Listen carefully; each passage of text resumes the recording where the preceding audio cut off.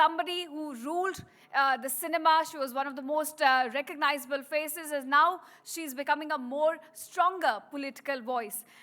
Remember, this is the summit about women, about their stories, and now we welcome Khushboo Sundar, who is in fact the Vice President of BJP Tamil Nadu. A huge round of applause for Khushboo Sundar.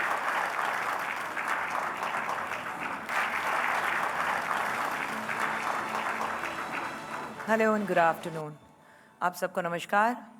खाना खाने के बाद सबको नींद आती है, वो भी एसी रूम हो, आराम की चेयर हो, तो शायद आप सबको नींद ना आए, इसलिए मुझे बुलाया गया है कि आपको जगा दूं थोड़ा. So I think time to wake up. But it won't be a wake up alarm. I think we are just going to talk about how my life has shaped to where I stand today. You know, standing here, it feels like a deja vu. And the title they gave me, from cinema to street power.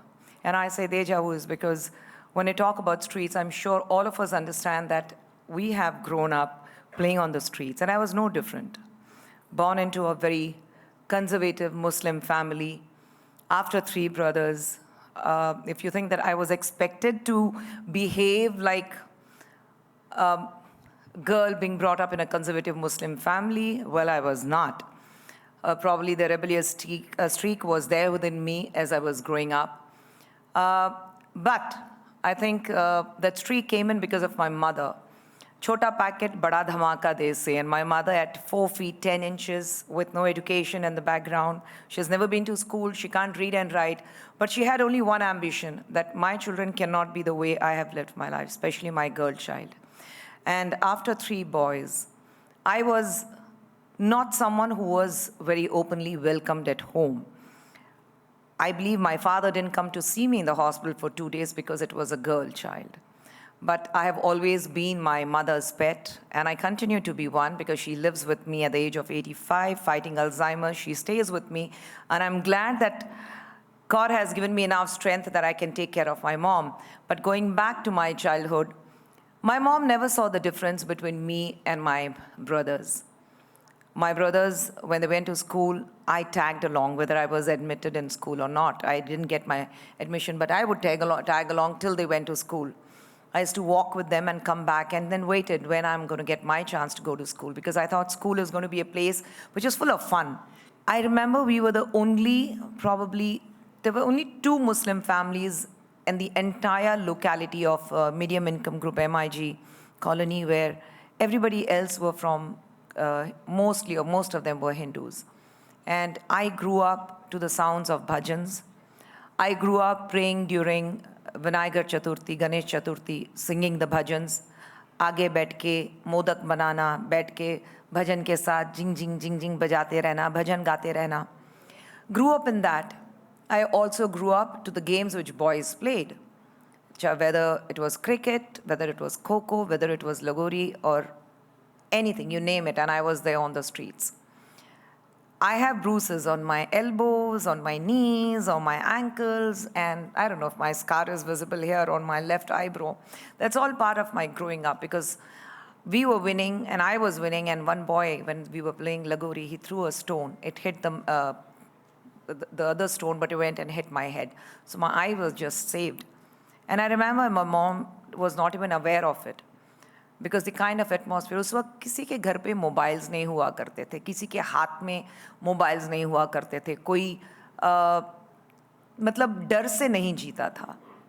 हमारे यहाँ हर दरवाज़ा सुबह 6 बजे खुल जाता था, तो हमारी लोकेलिटी के सारे बच्चे किसके घर में हैं किसी माँ को पता नहीं होता था.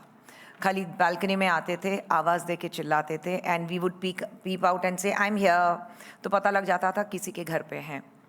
And I think those were the days when fear factor as to what would happen to my child didn't exist. We all looked after each other. We all protected each other. We all stood up for each other. And from there to now, I'm sure most of us, or almost all of us in this auditorium, agree that things have changed. There's a major shift in our thinking.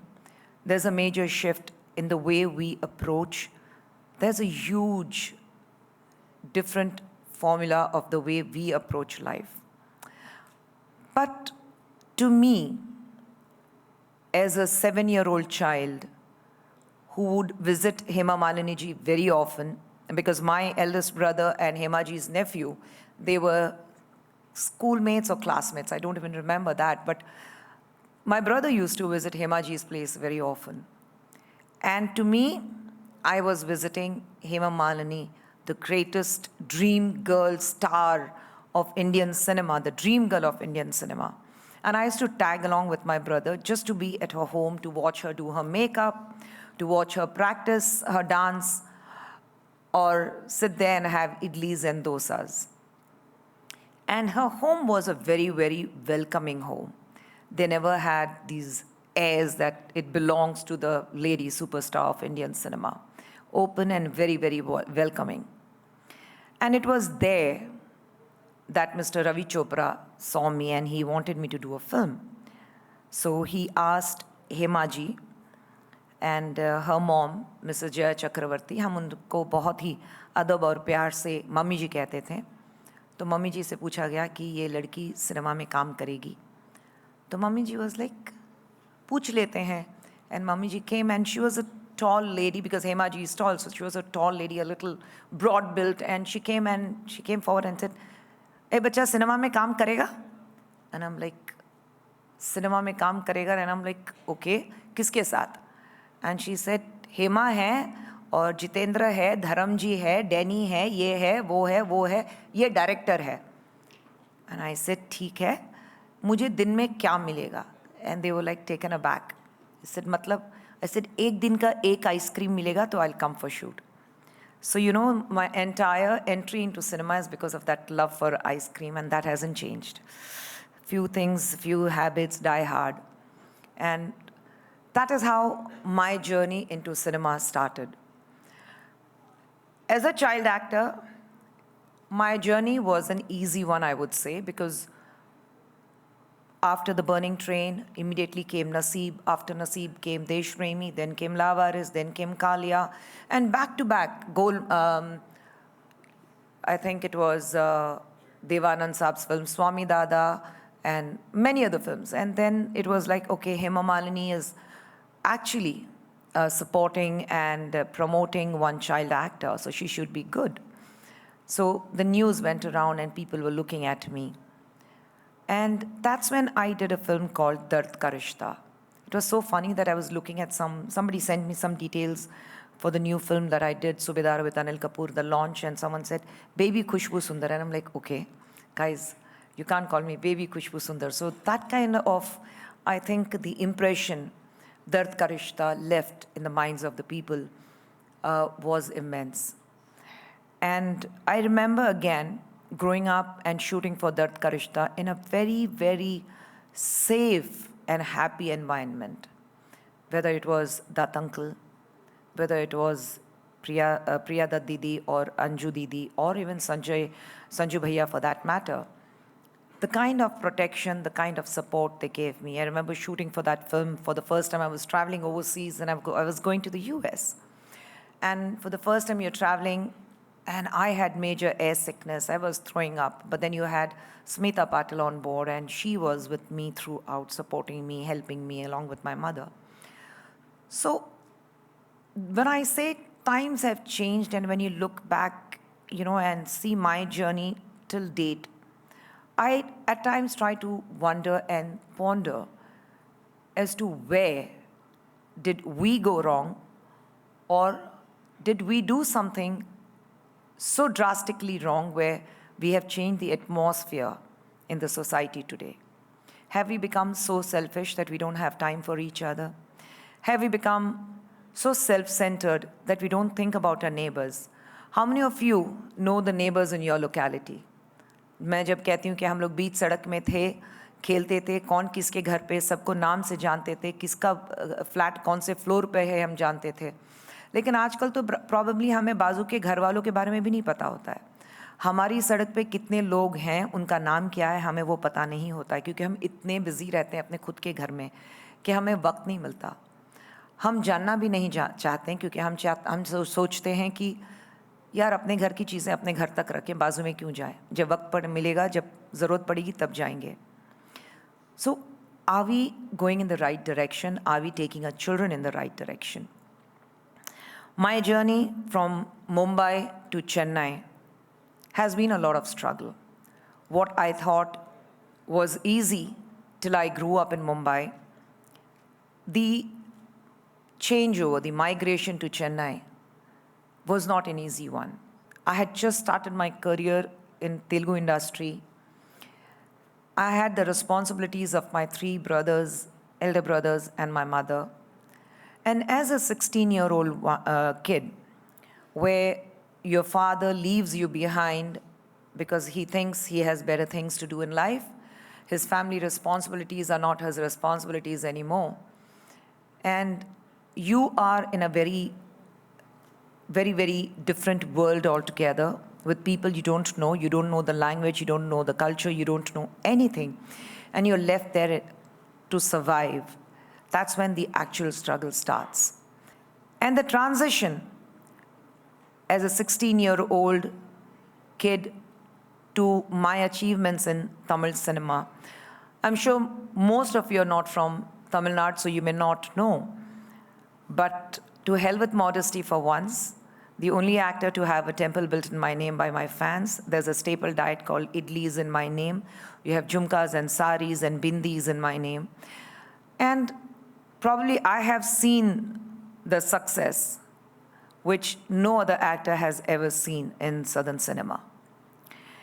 And from there, हर ऊंचाई के बाद एक गहराई आती है, आपको गिरना पड़ता है, फिर उठना पड़ता है, और वो गिराव भी आया.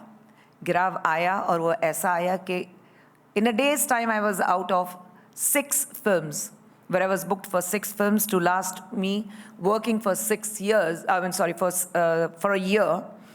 I was dropped like a hot potato out of all the 6 films. गलती मेरी थी. गलती ये थी कि love is blind, and well, I had to pay the price for that. But again, coming back and starting again from the scratch, but on my terms.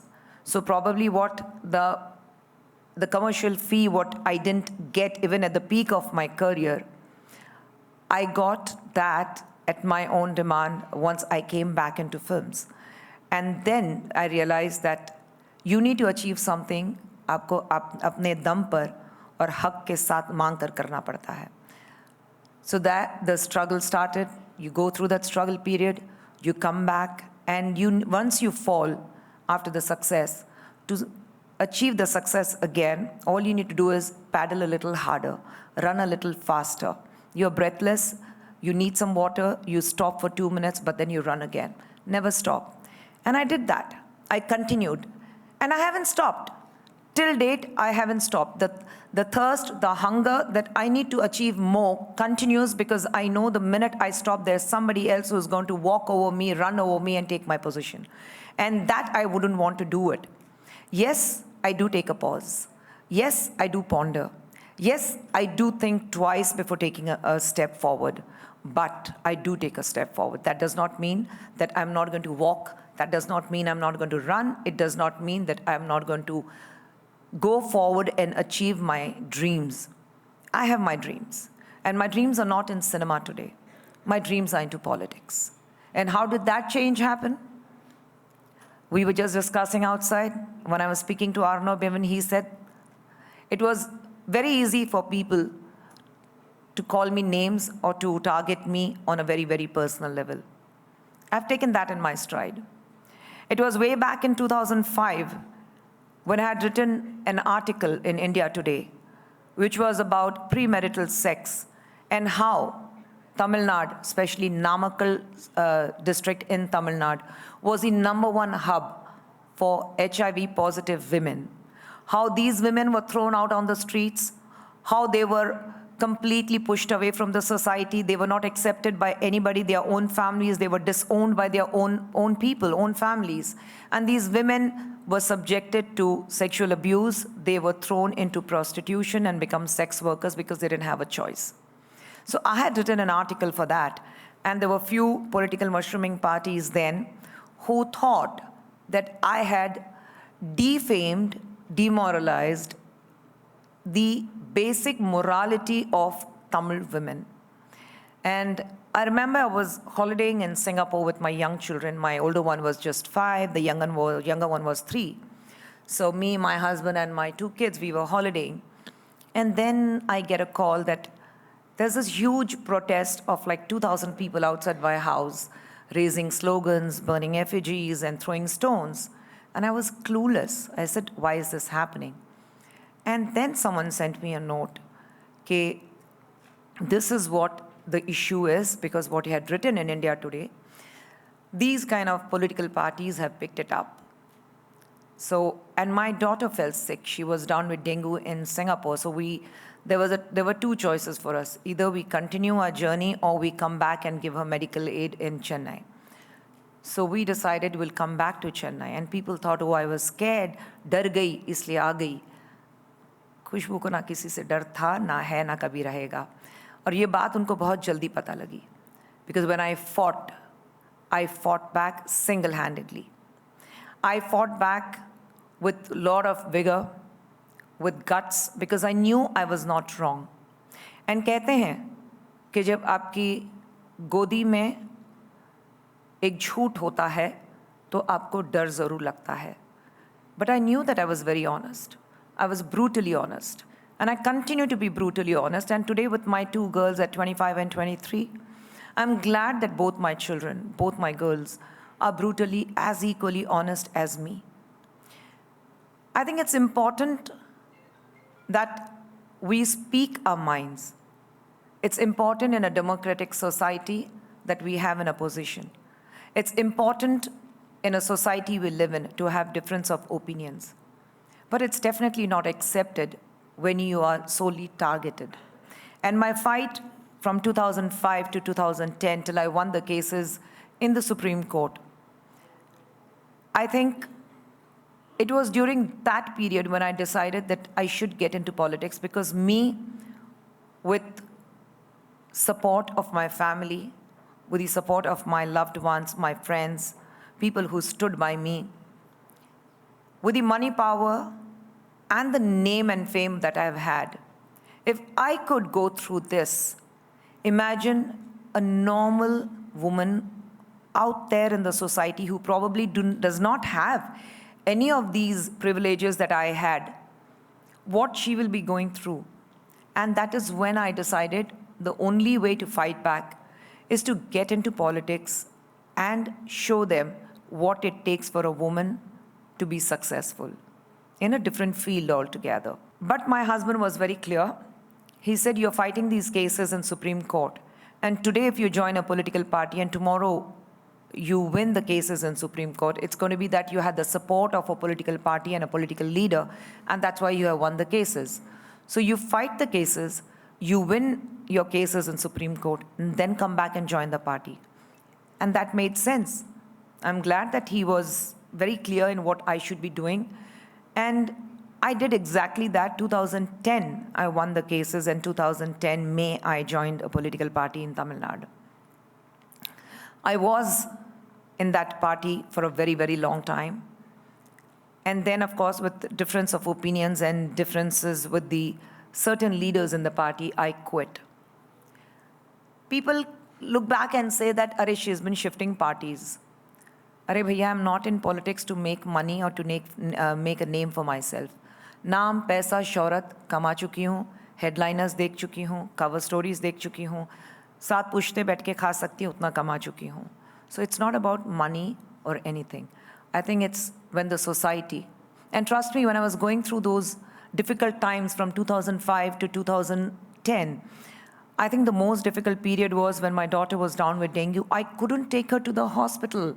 It broke me as a mother. My home turned into a hospital because my daughter needed a blood transfusion. Her platelet level had come down so drastically to around 11,000 or 12,000, and doctor said she'll go into coma and she needs to be given a blood transfusion. But we just couldn't take her to the hospital because itna ghera bana ke rakha tha ghar ke bahar that we just couldn't move. So we had to turn the entire house into a hospital. And that's when it broke me so much to see my child suffering, a 5-year-old kid at home, going through blood transfusion and turning the entire house into a hospital. And I think that also pushed me very strongly and said that no, I need to fight it out. I need to learn and stay strong for my girls. Tomorrow when they're going to look back at me, they shouldn't tell me that, Amma, why were you so weak? Why did you give in? And all these people wanted was, मेरे मुंह से एक sorry निकल आए कि हाँ मैंने गलती की है, सॉरी. बट ना, गलती तो मैंने की नहीं थी, तो मैं सॉरी बोलूँगी नहीं, और मैंने बोला नहीं आज तक. लेकिन आज, when people look back and we talk about the existing problems, when we talk about HIV, when you talk about cancer, when you talk about sexually transmitted disease, when we talk about illegitimacy, when you're talking about premarital sex, I think all those things which I said way back in 2005, people are talking about it today. Today, some of them come and say, oh, you made the right statement way back in 2005. इतना ही था कि you were way ahead of its time. आपने बहुत जल्दी बोल दी ये सब बातें.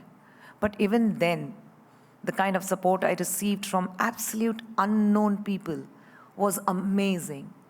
That's what made me realize that you have people in the world. अगर 2000 लोग जो मेरे घर के बाहर बैठ के धरना कर रहे हैं, शोर मचा रहे हैं, घर में पत्थर फेंक रहे हैं, they're just very small quantity, just 2000. But there are probably more than 2 lakh people outside who have been sending me letters and sending me messages and appreciating to what I'm doing and asking me to stay strong because they stood by me. So like I said, in every negativity, you find positivity. हर एक गुलाब के फूल में कांटा ज़रूर होता है, लेकिन कहीं ना कहीं ये है कि यार एक फूल तो उसमें से उगेगा ही उगेगा. So look for that bud. So my entry into politics, 2010, 2019, and then 2020, I joined BJP. Again, there were a lot of criticism. How can you join BJP being a Muslim? So, why can't I join BJP despite being a Muslim? It's not about Hindu or Muslim. It's about how we take the nation forward, how we stand united to make sure that India is the most powerful country in the world globally. So learn to respect, learn to accept, and learn to give. That is the most important thing. Ladies and gentlemen, I'm not going to bore you anymore. Enjoy your evening. It was such a pleasure and an honor to speak to you. Thank you very much.